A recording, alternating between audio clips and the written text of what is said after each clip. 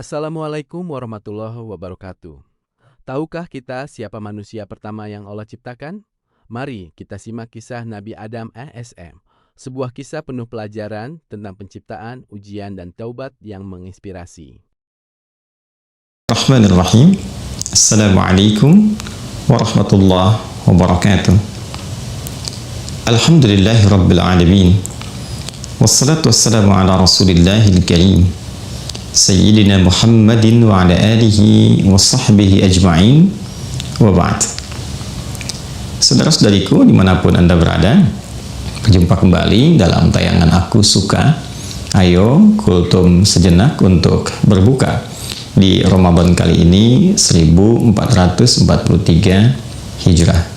Semoga seluruh ibadah yang telah kita tunaikan sampai detik ini, baik qiyam di malam-malam Ramadan, interaksi dengan Al-Quran, siam kita, puasa kita, amalan maliyah kita, infak, zakat, sedekah, dan seluruh amalan yang mengisi bulan mulia ini diterima oleh Allah Subhanahu wa Ta'ala dengan penerimaan terbaik insya Allah. Teman-teman sekalian, di pertemuan kali ini kita akan memasuki pembelajaran baru seperti yang Anda pernah sampaikan, dan kita bagi dari permintaan Anda dimaksud kepada 3 bagian pembahasan insya Allah yang ditampilkan di Ramadan 1443 Hijrah ini. Mulai dari 10 hari pertama kita mencoba untuk belajar tentang keutamaan-keutamaan yang terdapat di bulan Ramadan. Kemudian kita berharap selanjutnya memasuki pembahasan tentang perjalanan kehidupan para nabi dan rasul yang melahirkan keteladanan yang menginspirasi kita semua, dan kita berharap akan ditutup dengan pembahasan tentang akhir zaman sesuai dengan informasi yang disampaikan dari Al-Quran dan hadis-hadis Nabi Muhammad SAW.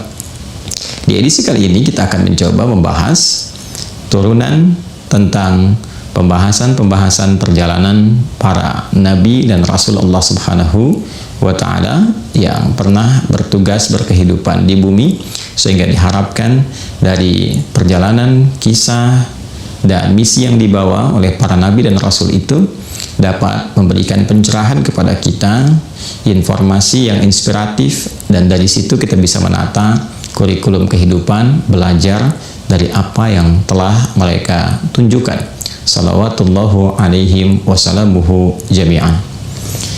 Teman-teman sekalian, kita akan memulai dengan satu informasi yang sangat mencerahkan dalam kitab Al-Bidayah wan Nihayah karya Al-Imam Ibnu Katsir rahimahullahu ta'ala. Ada 21 jilid yang beliau hadirkan dalam informasi yang sangat kaya, literasi yang sangat luas dan sangat menginspirasi dalam kitab ini. Dan tentunya apa yang akan kita pelajari pertama kali adalah tentang nabi pertama yang bertugas di bumi sekaligus menjadi manusia pertama yang diciptakan oleh Allah Subhanahu wa Ta'ala dengan tugas sebagai khalifah di bumi sekaligus juga membawa pesan-pesan ibadah kepada Allah Subhanahu wa Ta'ala, mengesahkannya, menghamba kepada Allah, dan menunaikan segenap apa yang Allah perintahkan secara komprehensif sesuai dengan kemampuan yang telah Allah tetapkan. Teman-teman, kita mulai kisahnya di halaman 112 jilid pertama dari kitab ini, dari 21 jilid yang beliau tampilkan. Dan tentu kita akan padukan juga dengan beberapa kitab-kitab yang lain dan juga informasi yang sangat otentik yang disampaikan dalam Al-Quran dan hadis-hadis Nabi Muhammad SAW. Di halaman 112 di kitab ini ada informasi yang dikutip oleh Al-Imam Ibnu Katsir rahimahullah yang tersambung pada satu sosok yang luar biasa, yaitu Abdullah bin Amr ibn al-As radhiyallahu ta'ala anhuma. Informasi ini adalah satu tafsiran, kalau kita bisa bacakan, dari firman Allah Subhanahu wa Ta'ala di Quran surah kedua Al-Baqarah di ayat ke-30, ketika Allah Subhanahu wa Ta'ala menyampaikan kepada seluruh makhluk yang ada pada saat itu dari kalangan malaikat dan jin bahwa Allah akan mencipta dan menugaskan makhluk baru sebagai khalifah di bumi. Allah berfirman, A'udzubillahi minasyaitonirrajim, wa idz qala rabbuka lil malaikati inni ja'ilun fil ardi khalifah. Qalu ataj'alu fiha may yufsidu fiha wa yasfiku ad-dima' wa nahnu nusabbihu bihamdika wa nuqaddisu lak. Qala inni a'lamu ma la ta'lamun. Dan ingatlah Muhammad sallallahu alaihi wasallam, pahamilah, renungkanlah ketika Rabbmu memviralkan, menyampaikan kepada kalangan makhluknya dari malaikat dan sebagian jin yang ada pada saat itu, bahwa aku, kata Allah, sungguh akan menugaskan makhluk baru sebagai khalifah di bumi, membawa misi khusus yang telah Allah tetapkan. Lantas malaikat memohon kepada Allah untuk diberikan pencerahan, istiksyaf, meminta oleh Allah dicerahkan, diberikan informasi, ya Allah, bagaimana fungsi ini diemban oleh makhluk yang Engkau ciptakan itu? Apakah akan berpotensi menghadirkan kerusakan, pertumpahan darah, dan juga aspek-aspek lain yang kontraproduktif? Sementara Engkau ciptakan kami, malaikat, itu concern untuk ibadah. Maksud malaikat, kata para mufassir, jika memang tujuan sebagai khalifah di bumi ini puncaknya adalah ibadah, maka malaikat selama ini banyak beribadah kepada Allah, maka meminta pencerahan dari Allah Subhanahu wa ta'ala. Ini bukan bentuk pernyataan, bentuk protes atau bentuk keberatan, tidak. Ada sebagian yang menurut para ulama tafsir kurang tepat memahami sehingga dikesankan ini sebagai bagian dari bentuk protes atau keberatan. Tidak, ini bukan bentuk keberatan, bukan bentuk protes, tapi lebih dalam bentuk penghambaan kepada Allah untuk meminta pencerahan, hikmah, ilmu, pengetahuan yang kiranya malaikat belum sampai ke sana. Nah, pertanyaan yang terbesarnya adalah bagaimana inti dari klarifikasi atau inti dari permintaan pencerahan dari malaikat kepada Allah Subhanahu wa ta'ala, namun menampilkan satu informasi yang mengesankan sifat-sifat kontraproduktif, seakan-akan ada pengetahuan yang telah ada sebelumnya.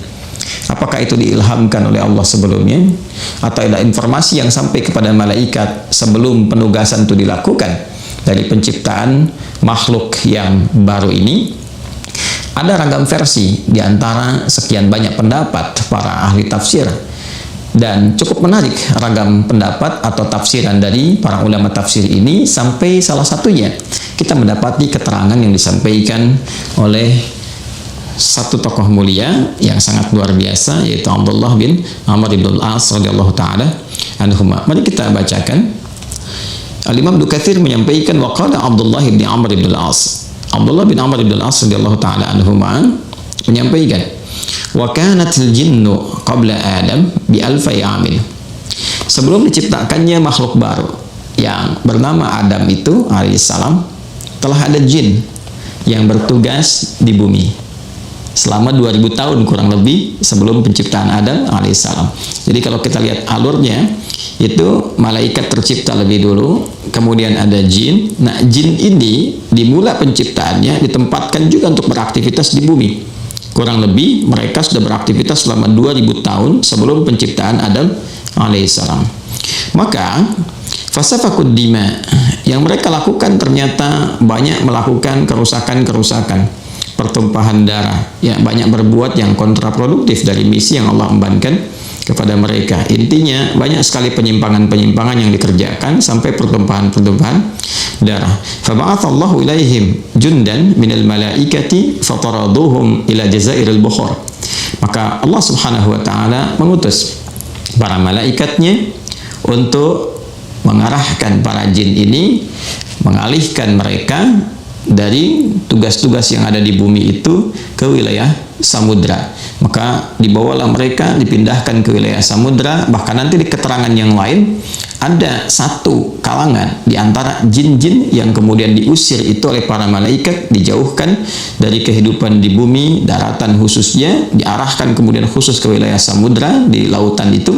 Ada satu dikisahkan, dituliskan, dan termasuk di kitab ini juga disampaikan, satu yang kemudian dibawa ke alam langit. di masa-masa itu. Itulah yang kemudian diharapkan bisa belajar dari ketakwaan malaikat yang tidak pernah bermaksiat kepada Allah, selalu patuh, la ya'sunallaha ma amarahum wa yaf'aluna ma yu'marun. Dan jin ini itu belajar kemudian dari kehidupan malaikat, dari bagaimana ketakwaan penghambaan malaikat, sampai berusaha memperbaiki diri, beribadah secara maksimal, secara kuat, mendekat kepada Allah, sampai dia viral di alam langit dengan sebutan Azazil, makhluk yang terhormat, hamba yang sangat taat. Azazil inilah yang berasal dari kalangan jin.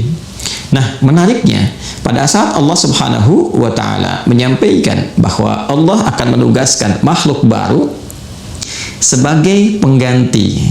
Nah, jadi khalifah di sini dipahami oleh Abdullah ibnu Amr ibn al-As, dan juga tidak sedikit para mufassir yang memahami makna khalifah ini kembali kepada akarnya dari kata khalafa yakhlufu, sesuatu yang saling menggantikan, termasuk Ibnu Katsir rahimahullah dalam kitab ini pun di jilid yang pertama di halaman 111-nya juga memberikan tafsiran seperti yang kami maksudkan. Kalau kita bacakan, فأخبر تعالى أنه خطب الملائكة قائلا لهم, maka Allah Subhanahu wa Ta'ala menginformasikan bahwa Allah menyampaikan pada para malaikatnya dengan berfirman, inni ja'ilun fil ardi khalifah, sungguh aku akan mencipta, menugaskan di bumi itu seorang khalifah. Nah, khalifah ini apa maksudnya? Maka dituliskan oleh beliau informasinya, a'lama bima yuridu an yakhluqa min adama wa dzurriyyatihi alladzina yakhlufu ba'dhum ba'dha. Allah menginginkan menginformasikan kepada para malaikat bahwa makhluk ini ketika ditugaskan di bumi akan saling menggantikan satu dengan yang lainnya. Jadi dari sekian ragam makna khalifah itu, makna pertama yang paling pokok adalah yang akan saling menggantikan.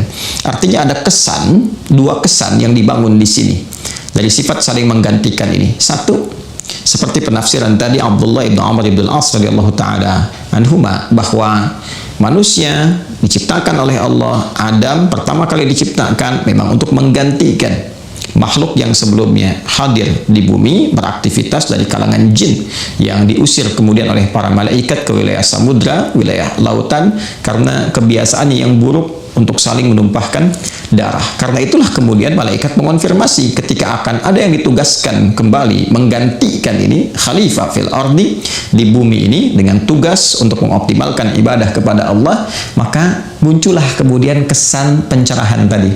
Ataj'alu fiha may yufsidu fiha wa yasfikud dima, ya Allah, apakah akan ditugaskan di bumi ini makhluk yang nanti cenderung akan berulah lagi, ya boleh jadi menumpahkan darah lagi, akan merusak lagi, karena pengalaman sebelumnya dari para jin itu ketika bertugas di bumi kecenderungannya merusak. Ini yang dimaksudkan. Dan kesan yang kedua yang terbangun adalah sekalipun Adam nanti akan bertugas di bumi, maka kehidupannya tidak abadi, akan saling menggantikan dari keturunannya. Ini yang dimaksudkan. Adam meninggal, keturunannya akan meneruskan kembali, keturunan meninggal, generasi kemudian lahir, terus sampai kehidupan berakhir. Dan nanti semua keturunan Adam yang berkehidupan meneruskan risalah yang dibawa kakek moyangnya ini, kita semua sampai kehidupan berakhir. Maka itu yang disebut dengan Bani Adam, anak keturunannya Adam alaihissalam. Disebutkan setidaknya 7 kali dalam Al-Quran. Jadi kita, teman-teman sekalian, ingin memberikan gambaran bahwa informasi yang disampaikan oleh para mufassir kepada kita, termasuk referensi awal penciptaan makhluk pertama dari kalangan manusia yang disebut dengan Bashar itu, yang diberi nama dengan Adam alaihissalam itu, diinformasikan bahwa ia akan membawa tugas pertama adalah menggantikan risalah yang pernah diemban oleh kalangan tertentu dari makhluk yang berasal dari kalangan jin itu, yang kemudian tidak mewujudkan misi itu dengan sempurna, lantas banyak berbuat keburukan di muka bumi dengan pertumpahan darah, perselisihan, kerusakan, sehingga mereka diusir oleh para malaikat ke wilayah lautan atau kemudian wilayah samudra. Dan ditugaskanlah Adam alaihissalam untuk menggantikan tugas itu dan akan saling menggantikan di antara keturunannya, membawa risalah dimaksud sampai kehidupan di bumi ini berakhir menurut ketentuan Allah Subhanahu wa Ta'ala. Nah, makhluk yang dicipta ini disebutkan oleh Allah materinya khusus, beda dengan sebelumnya, beda dengan jin, beda dengan malaikat. Malaikat diciptakan dari cahaya, di hadis Muslim nomor hadis 2996 dikonfirmasi dari Nabi sallallahu alaihi wasallam oleh Sayyidah Aisyah radhiyallahu taala anha ketika ditanyakan mimma khuliqatil malaikah, Nabi menjawab khuliqatil malaikatu min nur. Malaikat diciptakan yang pertama dari cahaya. Kemudian wa khuliqal jannu min marijim min nar. Diciptakan kemudian para jin itu dari api yang bergolak. Ini konfirmasi dari Al-Quran surah ke-15 Al-Hijr di ayat ke-27. Wal janna khalaqnahu min qablu min naris samum. Sedangkan para jin diciptakan oleh Allah sebelum manusia dari api yang bergolak.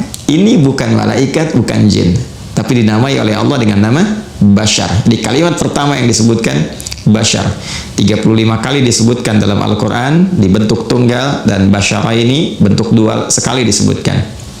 Kita berpindah ke Quran surah ke-15 Al-Hijr ayat ke-28. Wa idh qala rabbuka lil malaikati inni khaliqum bashara min salsalim min hama'im masnun. Maka Allah sampaikan makhluk ini disebut dengan bashar untuk menunjukkan perbedaan materi dengan makhluk yang sebelumnya. Bashar adalah tampilan kulit yang indah, tampilan luar yang halus, yang lunak, yang lembut, dan bahan materinya diciptakan oleh Allah min salsal, dari bagian kulit terluar dari al-ard, dari bumi itu sendiri. Jadi ini menarik. Tugasnya, ini istimewanya. Tugasnya ditugaskan di bumi, dan materi bagian dari penciptaannya, bagiannya juga diambil dari bagian terluar dari lapisan bumi. Kadang disebut dengan tinun lazib, kadang disebut dengan salsal, ya, dan itu semua merupakan saripati atau bagian-bagian lapisan dari tanah, dari bumi. Samrah kadang disebut dengan tanah yang kemerahan. Karena itulah kemudian sifat-sifat tanah berada dalam diri manusia. Lapisan-lapisan tanah berada dari bumi dan tertanam pada manusia, berasal dari lapisan tanah dan kembali ke tanah untuk dikuburkan dan kembali kepada Allah Subhanahu wa taala. Nah, kata yang merangkum ini semua, lapisan-lapisan tanah, salsal, tinin lazib, turab, dan lain sebagainya, itu ada satu diksi yang mencakup keseluruhannya. Satu kata. Kata itulah yang disebut dengan Adam namanya. Adam. Sehingga Adam disebut Adam, summiya Adamu Adaman, dinamakan dengan Adam untuk memberikan kesan bahan materi penciptaannya, asal materi penciptaannya yang membedakan dengan jin dan malaikat yang telah tercipta sebelumnya. Sehingga para mufassir mengatakan dan ahli bahasa menegaskan Adam min adimil ard, min adimil ard, dari lapisan-lapisan tanah. Terhimpunlah kemudian karakteristik manusia dari lapisan yang dimaksudkan. Maka dari darahnya yang merah itu, wajahnya yang kadang kemerahan itu, sifat-sifat karakteristiknya, ada yang tanahnya bersih keadaan dirinya, yang lembut, yang menghitam, yang coklat dan sebagainya. Ada karakteristik yang terbawa dalam kehidupan kita, dan unsur-unsur saripati itu tertanam dalam jiwa kita. Itulah Adam. Karena itulah kemudian ketika diperkenalkan, diberikan pengetahuan, nama yang disebutkan oleh Allah di ayat 31. Wa 'allama Adamal asma. Maka diajarkanlah oleh Allah Subhanahu wa taala kepada Adam bekal-bekal pengetahuan yang dibawa itu semua untuk menyempurnakan misinya sebagai khalifah di muka bumi dalam rangka meningkatkan ibadah kepada Allah Subhanahu wa taala. Itulah nama Adam. Secara bahasa, kalau kita tarik ke kata kerja, verb, kata kerjanya, maka adama yu'dimu itu juga bisa berarti aslaha wa allafa, sesuatu yang menampilkan perbaikan, sesuatu yang menghadirkan kelembutan. Karena itulah manusia ketika berkehidupan, bertugas di bumi, bersosial, membangun, memakmurkan, karena di antara turunan kata khalifah itu juga memakmurkan, membangun, menyukseskan. Sifat pembangunannya, sifat pemakmurannya itu cenderung memperbaiki, menghadirkan perbaikan-perbaikan, menghadirkan kemaslahatan-kemaslahatan, islah fungsinya. Karena itulah banyak ayat dalam Al-Quran yang memberikan isyarat tugas manusia, sifat manusia, karakteristik manusia selalu menghadirkan kebaikan, islah. Berasal dari kata aslaha, yuslihu, dan akarnya dari kata saleh. Karena itu pekerjaannya disebut dengan amal saleh, karena dorongannya kepada islah. wal 'asr innal insana lafi khusr illa alladziina amanu wa 'amilus shalihat. Pembawaan aktivitas menuju amal soleh itu disebutlah dengan insan, untuk menunjuk seluruh aktivitasnya mengarahkan kepada yang baik-baik. Maka tidaklah diciptakan kita ini manusia dari sejak Adam alaihissalam dan kita keturunannya kecuali semua desain penciptaannya sempurna mengarah kepada kebaikan. Secara fisikal sempurna. Laqad khalaqnal insana fi ahsani taqwim, kata Allah di Quran surah 95 ayat keempat itu. Aku bersumpah, kata Allah, sungguh aku ciptakan manusia dengan tampilan fisikal keadaan yang sangat sempurna. Kemudian yang paling menarik adalah kesempurnaan fungsi. Keadaan fungsi jasmani kita, keadaan sifat kita yang sangat sempurna diciptakan mulia oleh Allah di Quran surah ke-17 ayat 70. Walaqad karramna bani Adam, dan kami telah muliakan semua anak cucu Adam. Semua manusia itu mulia.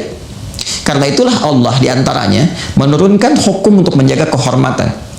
Hukum untuk menjaga kehormatan disebut dengan haram namanya, dari kata hormat. Hormat bahasa Indonesia yang diserap ke dalam bahasa Indonesia namanya hormat. Kenapa hukum haram diturunkan? Untuk menjaga kehormatan manusia yang memang sempurna itu. Tujuannya saleh, amalannya islah, harus selalu baik. Karena harus dijaga untuk baik, nggak boleh terjebak kepada yang buruk. Maka turunlah hukum haram. Haram mata melihat yang buruk, karena fungsi mata itu diciptakan untuk memandang yang baik. Haram lisan mencela, bikin hoax, menggibah, berselisih, itu buruk karena lisan diciptakan fungsinya untuk bertutur yang baik. Haram telinga mendengar yang kotor karena hukum telinga diciptakan itu pendengarannya fungsinya untuk mendengar yang baik-baik sampai ke ujung kaki. Itulah sebabnya filosofinya kenapa ada hukum haram, bukan ingin menyulitkan aktivitas kita, tapi menjaga keadaan manusia tetap terhormat di hadapan Allah Subhanahu wa taala. Nama inilah yang menyertai kita disebut dengan insan. Allafa, ya yu'allifu ta'lifan, sesuatu yang melahirkan kelembutan, menyusun sesuatu dengan lembut, menghadirkan karakter yang harmoni. Karena itulah tampilan manusia sesungguhnya membawa kelembutan, harmoni, kebaikan. Jadi kalau ada manusia yang tampil kasar, keras, yang tidak menempat, sesungguhnya boleh jadi terpengaruh oleh lingkungan sehingga keluar dari keadaan fitrah-fitrahnya yang mulia, yang baik. Karena itu di Al-Quran disebut dengan al-ins, dari kata anisah, sesuatu yang lembut, yang halus, ya, dipasangkan lawannya jin. Bila ins itu tampak, lembut, baik, harmoni, jin sebaliknya. Jin itu tersembunyi, cenderung kasar, dan sulit membentuk harmoni, bawaannya merusak seperti yang tadi disampaikan, ya. Dan disebutkan rangkaian ini 18 kali dalam Al-Quran.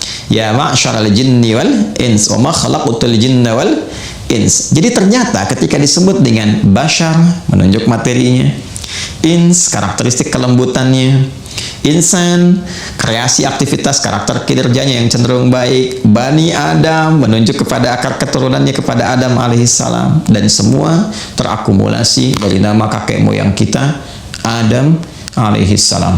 Itulah Adam, manusia pertama, dan melahirkan keturunan kita semua dengan karakteristik yang tadi telah ditampilkan.